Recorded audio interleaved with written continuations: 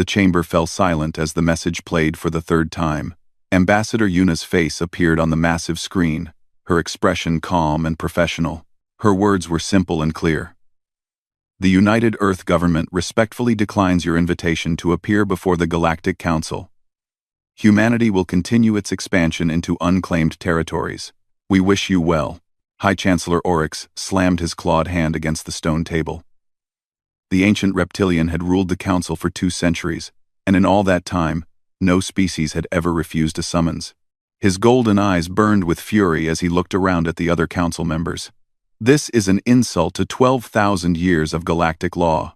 Councillor Vreth, the towering insectoid from the Enforcement Division, clicked his mandibles in agreement. They are a young species. They achieved faster than light travel only 50 years ago. They should be grateful we even acknowledge their existence. His compound eyes reflected the light as he turned to face the assembly. I propose we send a military fleet to their colonies. They will learn respect. Councillor Nira, a small amphibious being with soft blue skin, raised her webbed hand. Her voice was gentle but firm. Perhaps we should ask ourselves why they declined. Humans have been peaceful in all their interactions. They trade with border worlds. They have not attacked anyone. Why would they suddenly show such disrespect? Because they are expanding into restricted zones. Vreth's voice rose to a sharp screech. They have established colonies in the burning reaches, in the dead belt. And now they are moving toward the ghost sectors. These territories were marked as forbidden for good reason. They are death traps. No intelligent species should want them. Oryx pulled up a holographic map of the galaxy.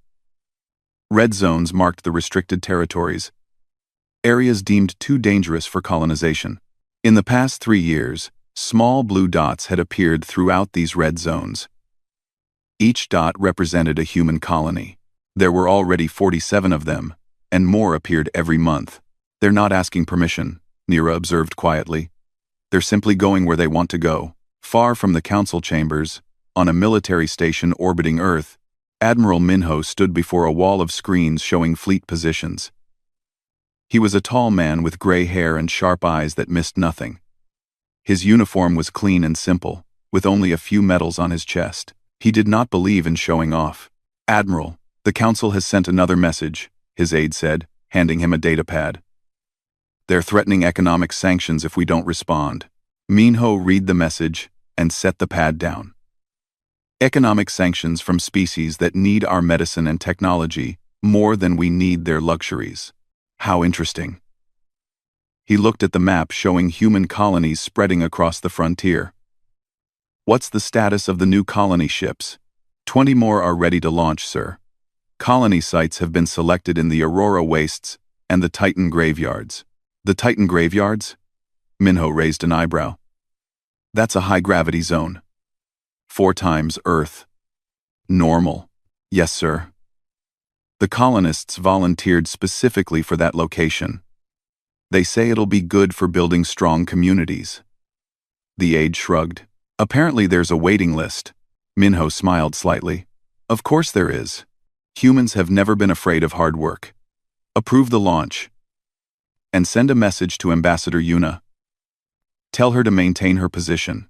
We negotiate with equals, not with those who think they can order us around. Back at the council chambers, an emergency session had been called. Representatives from all member species filled the Great Hall. The mood was tense and uncertain. For thousands of years, the council had maintained order through a simple system. They controlled access to the safest, most valuable territories. Any species that wanted to thrive had to follow council rules. But humans were different. They didn't want the safe territories. They went to places other species avoided. Places where the radiation was high, where the gravity was crushing, where the temperatures could melt steel or freeze atmosphere solid. And somehow, they not only survived there, but thrived. Captain Gina received her orders while her ship, the reconnaissance vessel Eternal Watch, was on patrol near the border zones. She was a career officer, methodical and thorough. Her mission was simple: observe human colonies and report back to the council. Take us to the nearest human settlement, she ordered her crew. But maintain a safe distance. We're here to watch, not to interact. Her ship moved silently through space toward a human colony in the scorched ring, a region surrounding a dying star. The radiation levels there were 50 times what Council species considered safe. It should have been empty, lifeless. Instead, Gina's sensors picked up a thriving settlement. Domed cities dotted the surface of 3 different planets. Ships moved between them, carrying cargo and passengers. Energy signatures showed active mining operations, farms, research facilities, and what looked like a shipyard under construction. "This is impossible," her science officer whispered. "No one can live here. Our shielding is already at maximum capacity, and we're barely holding back the radiation. How are they surviving down there?" Gina studied the readings carefully.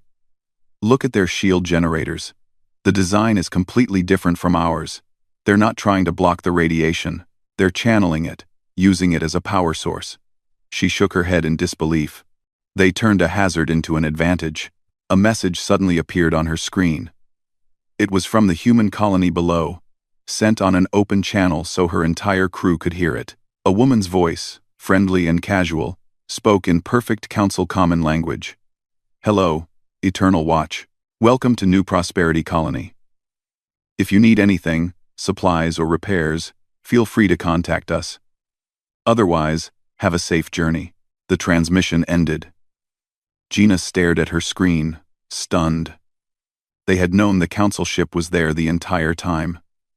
They had tracked it, identified it, and then casually offered assistance as if watching them was perfectly normal. "Ma'am, should we respond?" her communications officer asked. "No," Gina said slowly. "Just take detailed scans of everything you can. The Council needs to see this." On Earth, Ambassador Yuna sat in her office, looking out at the blue planet below. She had served as humanity's representative to the galactic community for 10 years. She understood the Council's ways, their traditions, their pride. She also understood that humanity could not, would not, bend to their demands. Her assistant entered with another message from the Council. This one was marked urgent, with the High Chancellor's personal seal. Yuna opened it and read quickly. "They're demanding we appear before them within 30 days, she told her assistant. "If we refuse again, they'll consider it an act of war." "What will you tell them?" Yuna thought for a moment, then smiled. "The truth. That humanity doesn't need their permission to exist. That we'll continue expanding because that's what we do, and that if they truly want war with us, they should ask themselves one simple question first." "What question?" "If we're crazy enough to colonize death worlds for fun, what do they think we'll do to protect them?" She sent her response, short and simple. The Council would receive it within the hour. And then, she suspected, the real panic would begin. Captain Gina filed her report from the Scorched Ring colony. But she knew the Council would not believe it without more evidence. She requested permission to continue observing human settlements, and to her surprise, it was granted immediately.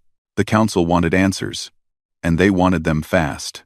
Her next destination was the Void Wastes, a region of space filled with debris from an ancient war.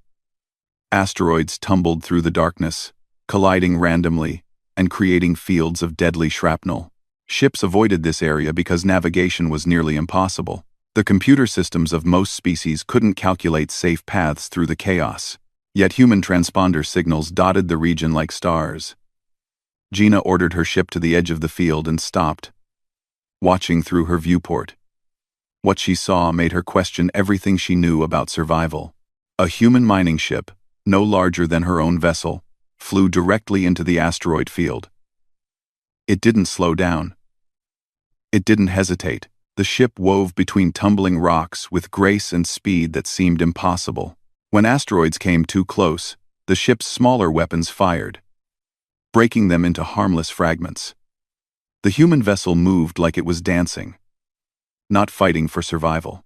"They're treating this like it's normal," Gina's pilot said, his voice filled with awe.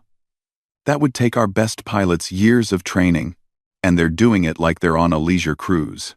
Gina pulled up the data on the mining ship. Its crew was only 5 people, 3 of them were civilians with no military training.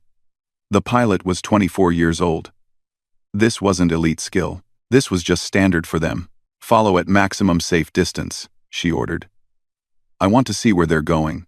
The human ship led them deeper into the field, to a location that made Gina's blood run cold.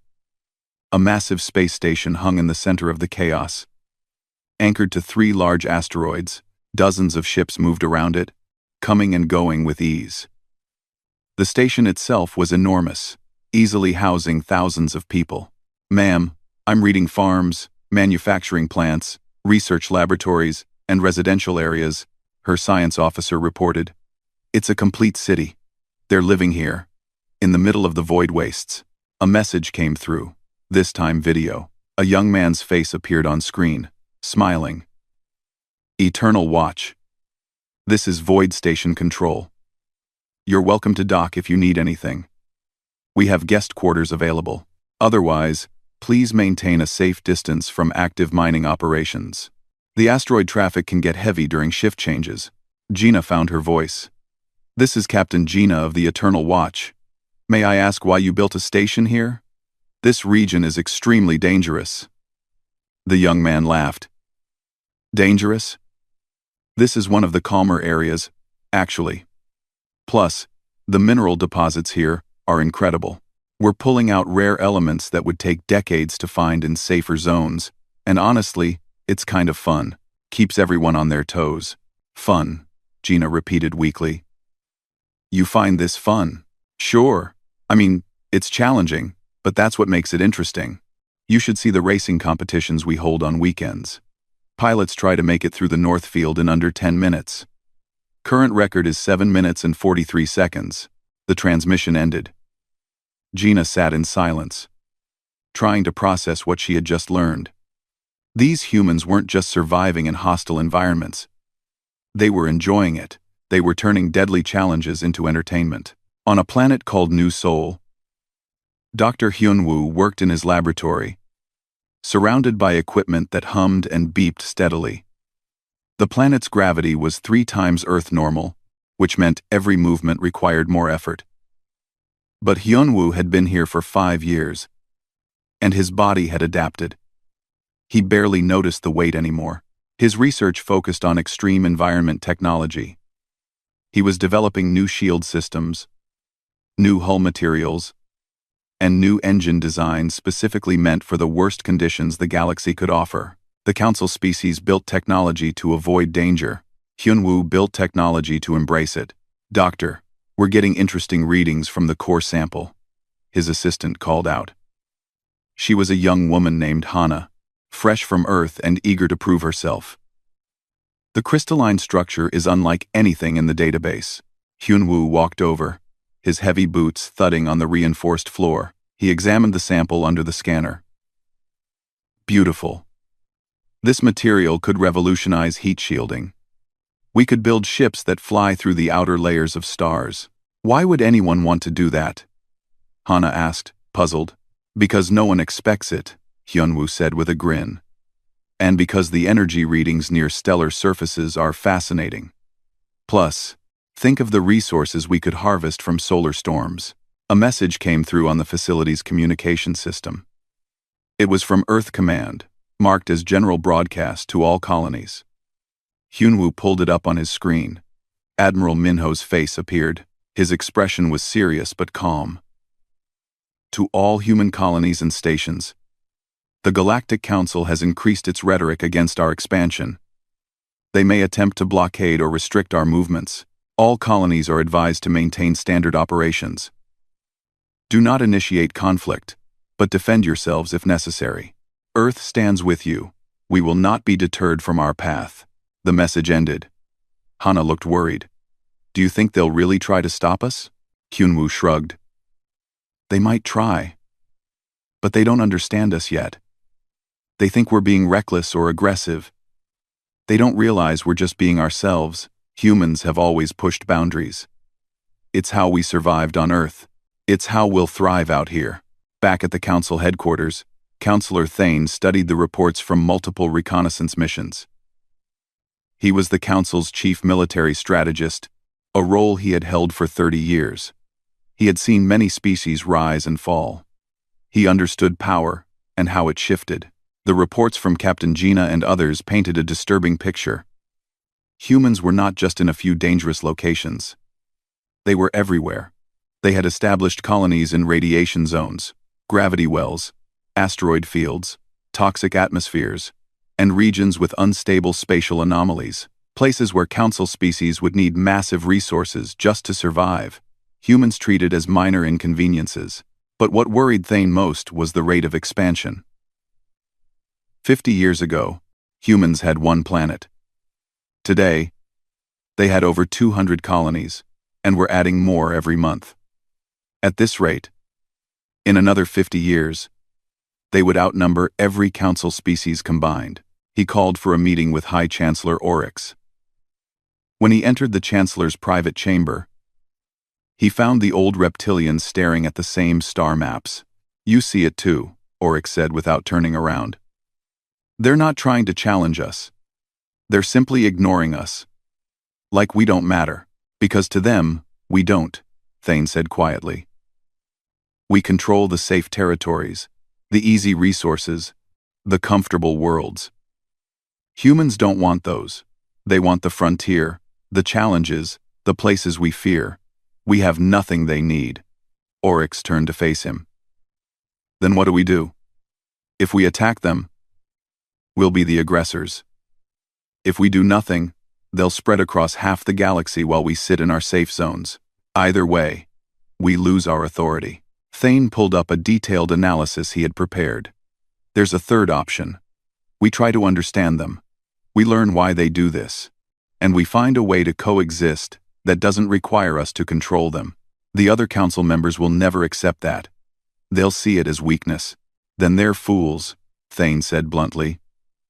"Because I've reviewed the data on human ships, human weapons, and human capabilities. Chancellor, if it comes to war, we won't win. They've spent 50 years learning to survive in hell. We've spent 12,000 years getting soft." Oryx was silent for a long moment. Finally, he nodded. "Prepare a new proposal. We'll try diplomacy one more time. But on their terms, not ours." Far from the council chambers, on a frontier colony called Horizon's Edge, Governor Sora read the reports from Earth with satisfaction.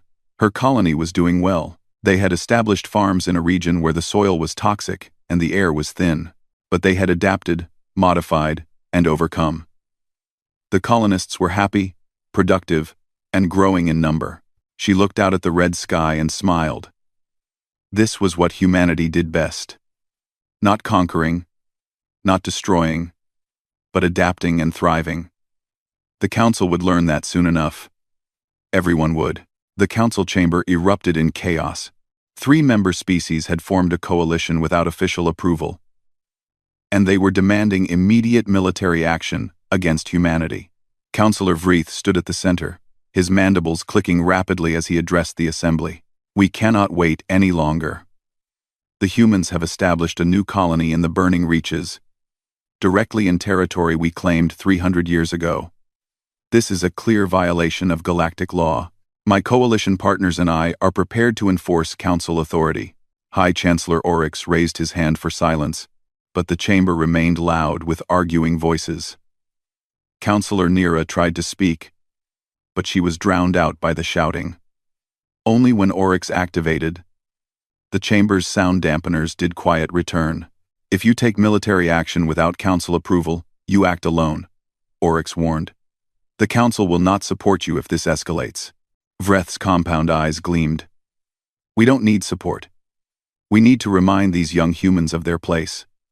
3 of our most powerful fleets against 1 small human colony. They'll surrender immediately, and order will be restored." The vote was called. The motion failed, but the coalition announced they would proceed anyway. Within hours, 3 fleets departed for the human colony of New Haven.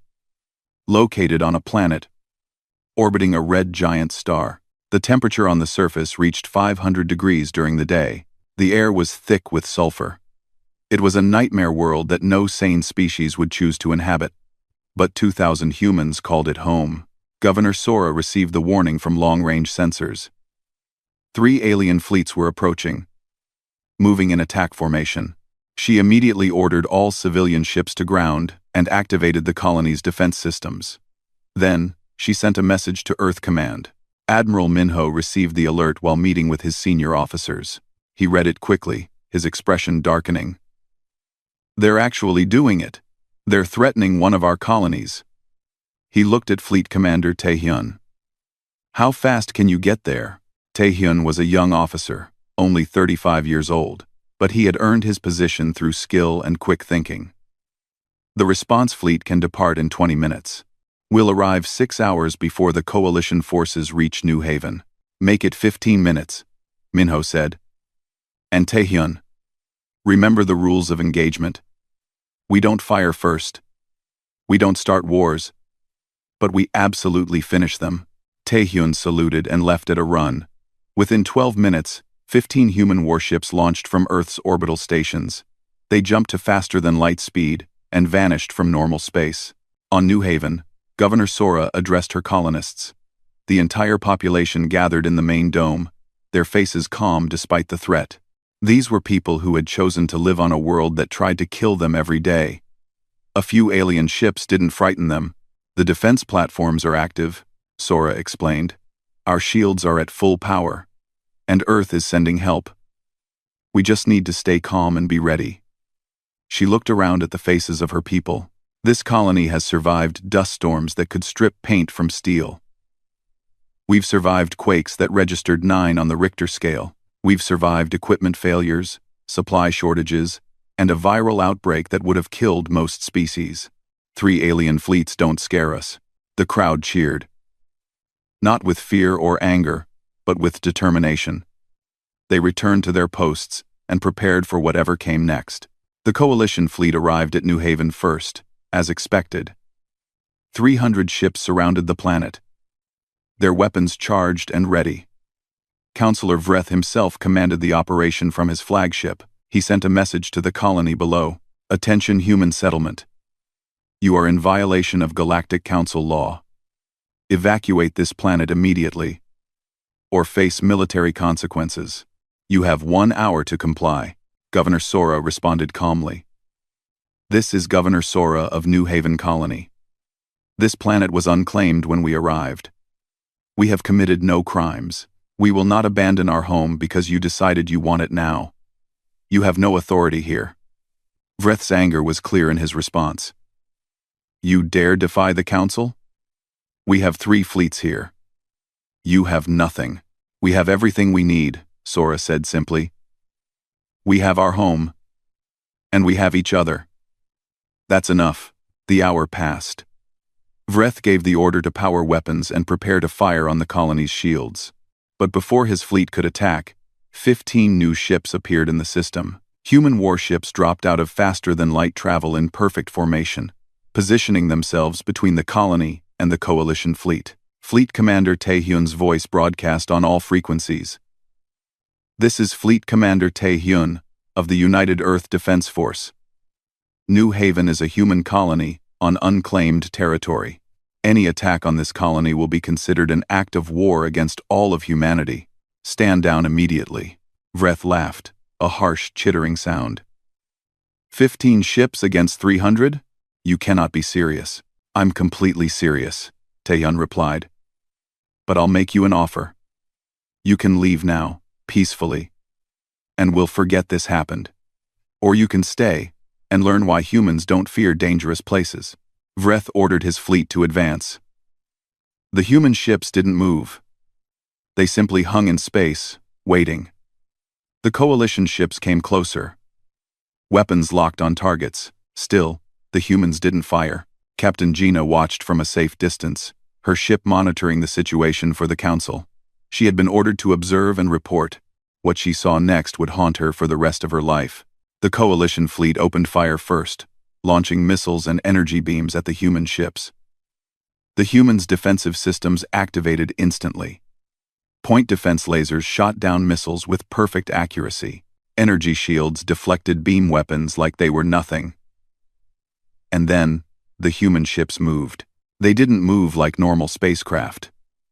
They moved like fighters, like atmospheric craft, with turns and accelerations that should have been impossible in space.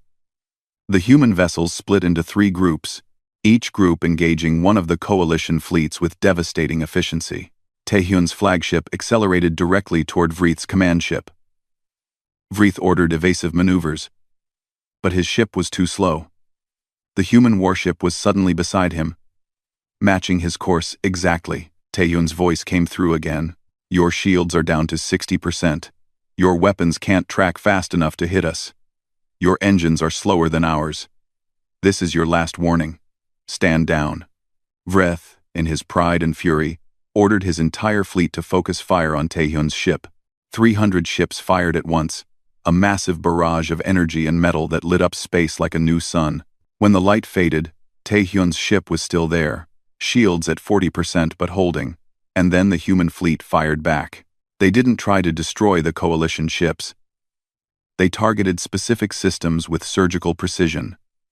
Engines were disabled. Weapons were neutralized. Communication arrays were destroyed.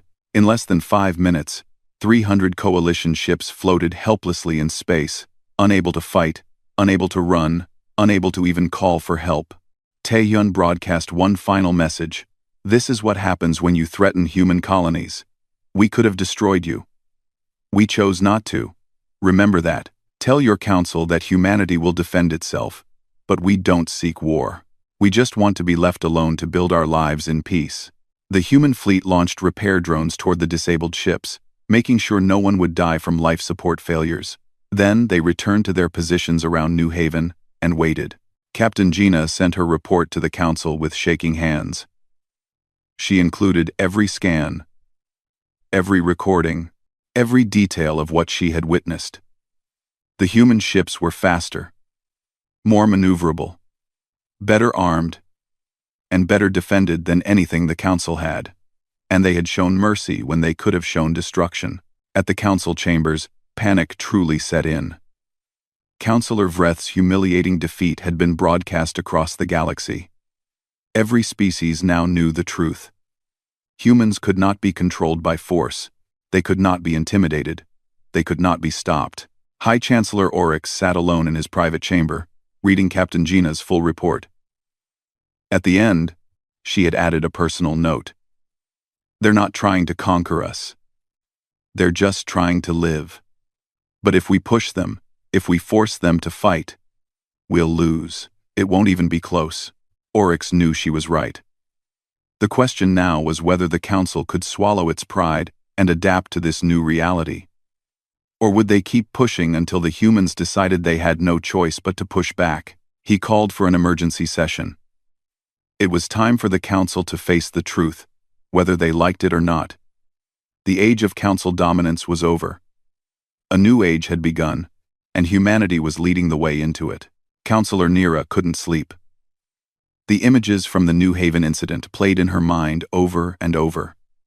She had warned the council, but they hadn't listened. Now 3 fleets sat disabled in space, a humiliating reminder of what happened when pride overruled wisdom. She walked through the empty corridors of the council archives at night, seeking answers. The archives were old, older than most civilizations in the galaxy. Records stretched back 12,000 years to the founding of the council itself. Most counselors never visited these halls. The past was the past, and they were focused on the present. But Nira believed the past held answers. She searched through ancient files, looking for something. Anything that might explain why humans were so different. The archives were vast, and many sections were marked as restricted. She had never questioned these restrictions before. Now she wondered what secrets they hid.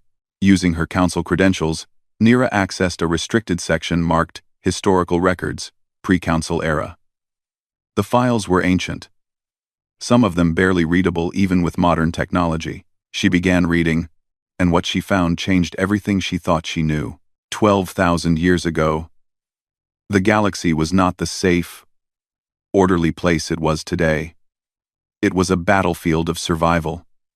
Species fought not just each other, but the galaxy itself. Radiation storms swept through entire sectors. Rogue planets collided with inhabited worlds. Dangerous predator species hunted anything weaker than themselves. The Council was formed not as a government but as a survival pact. The founding species were desperate, terrified, and on the edge of extinction. They banded together and made a simple agreement. We will help each other survive, and we will avoid the dangerous places that killed our ancestors. Over thousands of years, the pact worked. The Council species grew safe, comfortable, and prosperous. They built their civilizations in the calmest, most stable regions of space. They marked the dangerous zones as forbidden and taught their children to fear them. And slowly, over generations, they forgot why the Council had been created in the first place. They forgot that their ancestors had once been brave explorers who faced the galaxy's dangers head-on. They forgot that survival came from adaptation, not avoidance. They became soft, comfortable, and complacent. The Council transformed from a survival pact into an empire of safety. Nira found records of 3 species that had refused to join the Council in those early days. All 3 had eventually gone extinct. Not from war but from exploring regions too dangerous even for them. The records noted their deaths as tragic warnings about the price of recklessness. But one line in the ancient text made Nira pause. They died as they lived, pushing boundaries we dared not cross. Perhaps one day, a species will arise that can survive where they could not. She pulled up data on Earth's location in the galaxy. It was far from Council space. In a region filled with cosmic hazards and unstable stars. It was exactly the kind of place the Council founders would have marked as forbidden. But humans had evolved there, adapted to it, and eventually thrived in it. Nira suddenly understood. Humans weren't defying the Council out of arrogance or aggression. They were simply being what they had always been. A species that conquered hostile environments, because that was the only way they knew how to survive. She compiled her findings into a report and requested an emergency meeting with High Chancellor Oryx. To her surprise, she found Councillor Thane already in the Chancellor's chamber when she arrived. "I've been reviewing the same archives," Thane said when he saw her shocked expression. "I reached the same conclusion you did." Oryx gestured for Nira to sit. "Share your findings with both of us. I need multiple perspectives on this." Nira presented everything she had discovered. The forgotten history of the Council's founding. The transformation from survivors to administrators. The loss of courage that had made the Council possible in the first place. "We became what we are by avoiding danger," she concluded. "Humans became what they are by facing it. We're not better or worse than them. We're just different. And the galaxy is big enough for both approaches." Thane added his own analysis. "I've studied human military capabilities extensively. Their technology isn't necessarily more advanced than ours. It's optimized differently.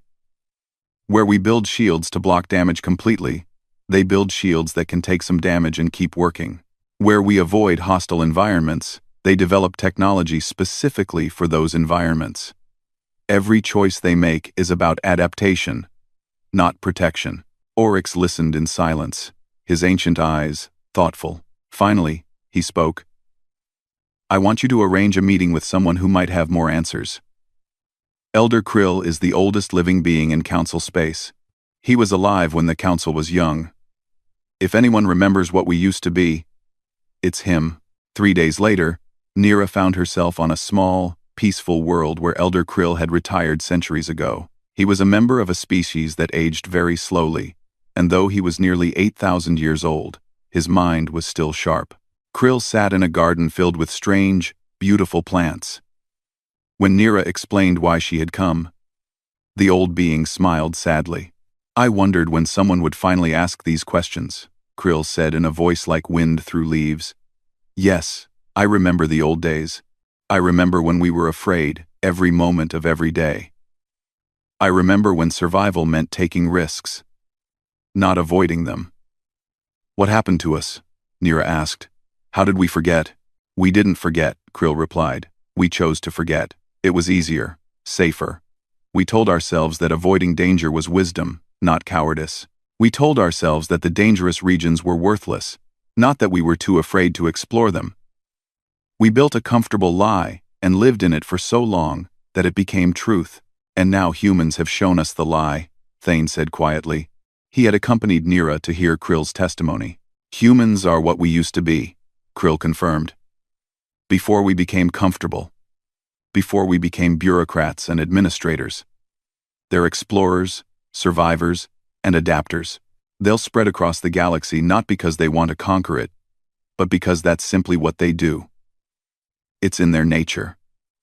Can we coexist with them? Nira asked. Krill laughed, a sound like bells chiming. Of course. But not as their superiors or their rulers. As their partners, perhaps. As their students. Definitely, they have much to teach us about courage, if we're brave enough to learn. On Earth, Archivist Junho sat in his office at the University of New Tokyo, studying galactic history. He was a human historian who had spent 20 years learning everything he could about the Council and its member species. He had always wondered why they seemed so timid, so afraid of taking risks. Now, with access to newly declassified Council archives that Nira had shared with him, he understood. The Council species had survived by avoiding danger. Humans had survived by confronting it. Neither approach was wrong. They were just different strategies for the same goal. Staying alive and building civilizations. Junho prepared a report for Earth's government. In it, he explained that the Council wasn't humanity's enemy. They were simply people who had chosen a different path long ago. If humanity wanted peaceful coexistence, they needed to understand and respect that choice, even if they didn't share it. Ambassador Yuna read Junho's report with great interest. She had been preparing for the possibility of war, but now she saw another path. She sent a message to the Council, her first direct communication since declining their original summons. To the Galactic Council, her message began. We understand your concern about our expansion. We understand that our methods seem strange and reckless to you, but we're not trying to challenge your authority or threaten your people. We're simply doing what humans have always done. Exploring, adapting, and building homes in places others consider impossible. We would like to meet with you, not to negotiate, surrender, or submission, but to discuss how we can share this galaxy in peace. The universe is vast enough for all of us. High Chancellor Oryx read the message and felt something he hadn't felt in decades. Hope. Perhaps the Council's age of dominance was ending. But perhaps something better could take its place. An age of cooperation, of mutual respect, of learning from each other's strengths, instead of fearing each other's differences. He called for a full Council assembly and presented everything they had learned. The ancient history, the forgotten courage, the human perspective, and the possibility of a new relationship. We have a choice, Oryx told the assembled counselors. We can cling to our old ways and watch as the galaxy passes us by. Or we can adapt, learn, and grow. Ironically, we can learn from humans the very lesson our ancestors knew. Survival requires flexibility, not rigidity. The vote was called. It wasn't unanimous, but it passed. The Council would meet with humanity, not as judges but as equals. The location would be Earth itself, humanity's homeworld. It was a gesture of respect and a recognition that the old order had changed forever. As the Council prepared for the historic journey, Captain Gina volunteered to be part of the delegation. She wanted to see Earth, to understand the world that had produced such remarkable people. She wanted to learn how a death world had created a civilization that could thrive anywhere. The future was uncertain, but for the first time in centuries, it was also exciting. The Council delegation arrived at Earth on a clear morning. Their ships descended through the atmosphere, and for the first time, Council members saw a human world with their own eyes. What they witnessed challenged every assumption they had held. Earth was beautiful, but it was also terrifying. Massive oceans covered most of the surface, filled with storms that could destroy cities. Mountain ranges reached heights that made breathing difficult. Deserts stretched for thousands of miles where temperatures could kill in hours. And everywhere, in every biome, humans lived and thrived. High Chancellor Oryx stood at the viewport of his shuttle, watching a hurricane swirl off the coast of a continent. Near that hurricane, Barely 100 miles away stood a gleaming city of millions. The humans hadn't built their city far from danger. They had built it despite the danger. Or perhaps because of it. They could have chosen safer locations, Counselor Thane observed. But they didn't. They built where the challenge was greatest. Captain Gina pointed to the shuttle's sensor readings. The atmosphere has 21% oxygen. That's toxic levels for most species. The gravity is standard for them but would exhaust many of our people within hours. And look at this. The planet is geologically active. Earthquakes, volcanic eruptions, and tectonic shifts are common. This world is constantly trying to kill anything living on it. And yet they call it home, Counselor Nira said softly. Because to them, this is normal. This is what they know. The shuttle landed at a facility built on the shore of a vast lake. The building was elegant and simple, designed to welcome visitors while showcasing human architecture. Secretary General Minji waited at the entrance, flanked by Admiral Minho and Ambassador Yuna. Minji was a woman in her 60s, with gray hair and kind eyes that had seen much of the galaxy through diplomatic channels. She had led Earth's government for 8 years, and had guided humanity through its expansion into the stars. Now, she would guide them through the most important meeting in human history. "Welcome to Earth," Minji said warmly as the council delegation disembarked. "We're honored to host you. Please, come inside. We have much to discuss." The meeting room was circular, with windows overlooking the lake. The council members were provided with environmental suits to help them adjust to Earth's atmosphere and gravity.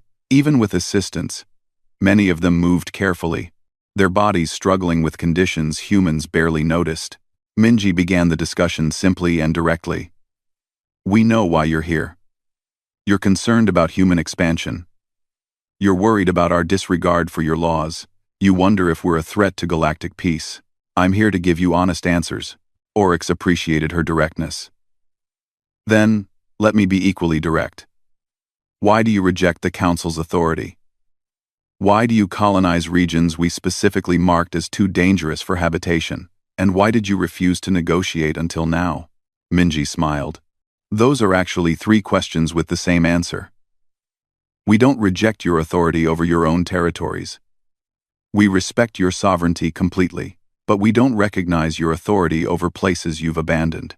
As for the dangerous regions, what you call dangerous, we call home. And we didn't refuse to negotiate. We simply refused to negotiate from a position where you assumed you had authority over us. We're equals, Chancellor. That's the basis for any real discussion between us." Thane leaned forward. "You must understand our perspective. For 12,000 years, the Council has maintained order by controlling expansion. Without that control, we fear chaos." "But you don't have chaos," Admiral Minho interjected. "You have humans doing what humans do. We're not invading your worlds. We're not attacking your people. We're not even competing for the same resources. We're going to places you don't want and building lives there. How does that threaten you?" The question hung in the air. Several council members shifted uncomfortably. Finally, Councillor Vreth, who had led the failed coalition against New Haven, spoke. His voice was subdued, lacking its usual arrogance. "It threatens us because it reveals our weakness," he admitted. "For thousands of years, we've told ourselves that we control the galaxy. But you've shown that we only control the easy parts. The safe parts, the parts that require no courage to inhabit," Nira added gently. "You remind us of what we used to be, before we became comfortable. That's frightening for many of us." Minji nodded with understanding. "Then let me propose something different. Instead of seeing us as a threat, see us as an opportunity. Humans will continue expanding into frontier regions. That's not negotiable. It's who we are. But that expansion can benefit everyone." She activated a holographic display showing the galaxy.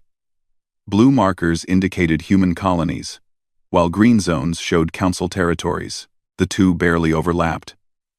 "Look at this. We're not taking your space. We're filling in the gaps you left empty. We're creating new settlements, new trade routes, and new possibilities in regions you abandoned. Instead of fearing this, why not benefit from it? Oryx studied the map carefully. What exactly are you proposing? Partnership, Minji said simply. The council continues to govern its traditional territories. Humans expand into the frontier zones. In exchange for your recognition of our sovereignty in those regions, we offer 3 things. First, we'll defend council space from external threats. Our military capabilities are suited for rapid response and operating in hostile conditions. Second, we'll share our technology for extreme environment adaptation. Any council species that wants to reclaim their courage and explore can do so with our help. Third, we'll establish trade relationships that benefit everyone. The resources we gather from hostile regions are valuable, and we're willing to trade them. You're offering us protection? Vreth asked, his mandibles clicking in what might have been offense or surprise. We're offering cooperation, Minho corrected. You have things we can learn from. Thousands of years of culture, art, science, and wisdom. We have things you can learn from. New perspectives, new technologies, new approaches to old problems. Why not share? Captain Gina, who had been silent until now, spoke up. I've observed human colonies extensively. I've seen what you can do. If I may speak freely, Chancellor, we need them more than they need us. That's the truth none of us want to admit. The room fell silent. It was a harsh truth, but it was truth nonetheless. The Council had nothing humans desperately wanted, but humans had much the Council needed, especially as other species began to realize that the dangerous zones weren't as impossible as they had been taught. Oryx looked at his fellow Council members. He saw acceptance in many faces, resignation in others, and in a few, the first hints of excitement. You've given us much to consider. But I have one more question. What happens when humans fill all the frontier zones? Where do you expand then? Minji's smile was genuine and warm. Chancellor, the universe is vast. The Milky Way galaxy alone has 400 billion star systems. We've colonized 200 of them. Do the math. We'll be busy for a very, very long time. And who knows? Maybe by then, we'll have figured out how to reach other galaxies. The frontier never really ends. There's always somewhere new to explore. The meeting continued for hours. Details were discussed, agreements were drafted, and compromises were reached. The final document, signed by both Secretary General Minji and High Chancellor Oryx, established a new framework for galactic relations. The Council would maintain full authority over its traditional territories. Human expansion into frontier zones would be recognized as legitimate. Joint defense agreements would protect both human and Council worlds. Technology sharing would be voluntary but encouraged. And most importantly, both sides agreed to respect each other's sovereignty and choices. As the Council delegation prepared to depart, Oryx found himself standing with Minji, looking out at the lake. A storm was gathering on the horizon, dark clouds rolling in with impressive speed. Shouldn't we go inside? Oryx asked, nervously. Minji laughed. That's just a thunderstorm. It'll pass over in an hour, maybe less. Humans have been watching storms like that for hundreds of thousands of years. They're beautiful, in their own way. You see beauty in danger, Oryx observed. That's the difference between us. Maybe, Minji agreed. Or maybe we just see opportunity where you see threats. But that's okay. The galaxy needs both kinds of people. The ones who build safe homes, and the ones who push boundaries. Together, we're stronger than either would be alone. Oryx nodded slowly. I hope you're right. For all our sakes. 3 months later, the new agreements were fully implemented. Human colonies continued expanding. But now, with Council recognition and support, trade began flowing between human frontier settlements and Council worlds. Council species started sending their own explorers to work with human colonies, learning how to survive in hostile environments. Captain Gina accepted a new position as an ambassador, specifically tasked with facilitating cooperation between Council species and human settlements. She joined a colony expedition to the Aurora Wastes, a region of space filled with electromagnetic storms and radiation bursts. The human colonists welcomed her warmly and immediately began teaching her their methods. On her first night in the colony, Gina stood on an observation deck, watching purple and blue auroras dance across the sky as radiation storms interacted with the planet's magnetic field. It was dangerous, beautiful, and utterly unlike anything she had experienced in council space. A young human woman named Hannah stood beside her, also watching the display. Beautiful, isn't it? This is why we came here. Most people see danger. We see home. Gina found herself smiling. I'm starting to understand that. It's not recklessness. It's just a different way of seeing the universe. Exactly, Hannah agreed. And now that we're working together, maybe we can show the whole galaxy what's possible when you're not afraid to take risks. Back on Earth, Admiral Minho stood in his office, looking at star maps showing human expansion. Ambassador Yuna was with him, reviewing the latest reports from new colonies. Do you think it'll last? Yuna asked. The peace with the Council? Minho considered the question carefully. I think it'll last because it has to. They need us to defend the frontiers they're afraid of. We need them to maintain the safe zones we don't have time to manage. It's not friendship yet, but it's mutual respect. That's a good start. And when other species start expanding too, following our example, then the galaxy becomes a more interesting place, Minho said with a slight smile. Competition breeds excellence. If others want to push boundaries too, good.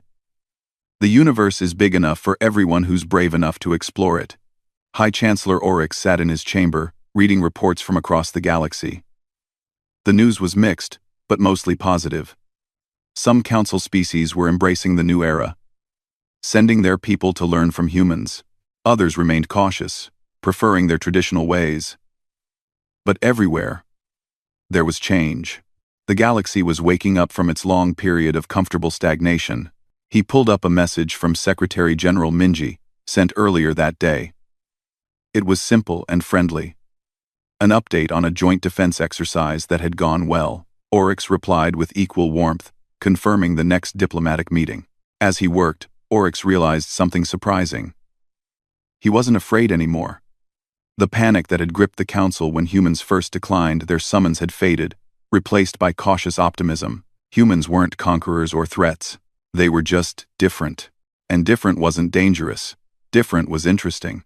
The galaxy was changing. And for the first time in thousands of years, that change felt like progress rather than threat. The age of Council dominance had ended. But perhaps something better had begun. An age of cooperation, exploration, and mutual growth. The future was uncertain, but it was also full of possibility. And that, Oryx realized, was exactly how it should be.